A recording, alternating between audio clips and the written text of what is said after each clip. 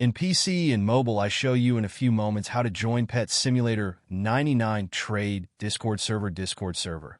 For this, we will start with the way in PC since we are here, and then I will explain you how we can do it also in mobiles. To do this, click on the Discover icon that we can see in the lower left corner of our application.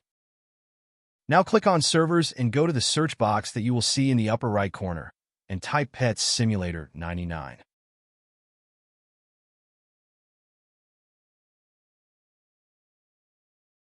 Now click on the server we are looking for, and then click on the Join button at the top of our Discord application. Congratulations, you are already inside the Discord server on PC. On mobiles, it is quite likely that you cannot do this same process, as it does not usually show the option to discover. That's why I'll leave a link to access to this server in the description of this video. Simply access the description and click on it, and thereby automatically access the Discord server without doing anything else. Please give a like to this video, comment, and subscribe. Until the next one.